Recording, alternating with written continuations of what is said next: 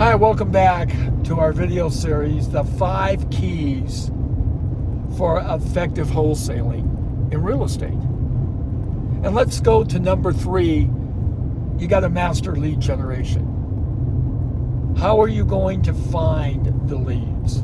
The best way to do that I know how, is driving for dollars. We've mentioned that in other videos, and it comes down to driving, and it comes down to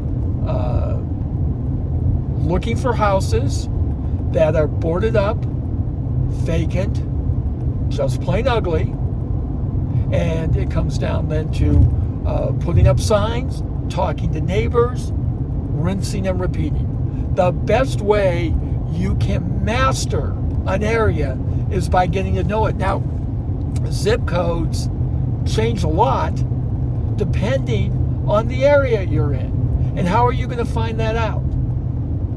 Well, you can do a little Google research, and that'll help. But what is really the most important thing is to actually drive it.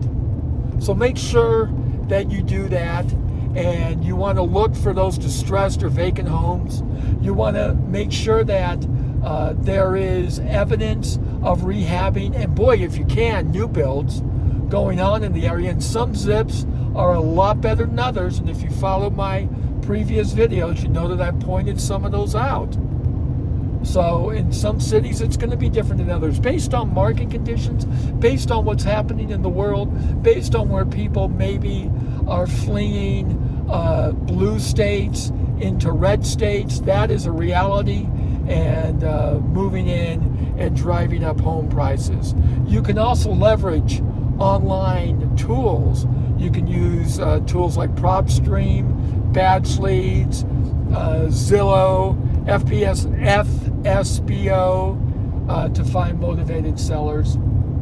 There are several different services available for that. But most importantly in all of this, in lead generation, you will find leads really easily. Here's a pro tip: if you're priced right. So you've got to get into a house with the right price, and then price it right so you make your money as a wholesaler, but the flip and fixer makes their money. Remember, they want to make between 20 to 30%, often higher, closer to 30. And why do they want to do that? Because there's often unforeseen issues that happen when you're fixing and flipping. So you've got to account for that. So you've got to work that in to the equation. So make sure that as you're looking for sellers, you're also that trusted advisor where you're helping coaching them along in what you're looking at as far as the rehab costs. Now, you'll get better at that the longer you work on this. And it really doesn't take long to start building that skill to know how much things are going to cost in an area. But you can also use software where it can determine costs based in a zip code. That's a good way to start for a base, and then to listen to what contractors are telling you as well. So you will begin to develop more of the trusted advisor as you go, and that'll only help you in the lead generation part of either the seller or the buyer, because the seller, you can coach them too. If they're coming in priced too high, then you can coach them. Now, that doesn't mean you're going to get them right then, but you keep them as a contact. You continue to reach out to them. There are opportunities there.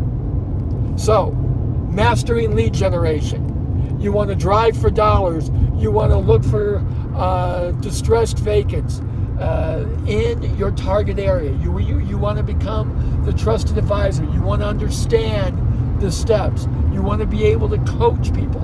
The more that you can take care of their concerns and address them in a way they will grow to trust you, and you'll go from there. So that's number 3, mastering lead generation. We'll see you at number 2.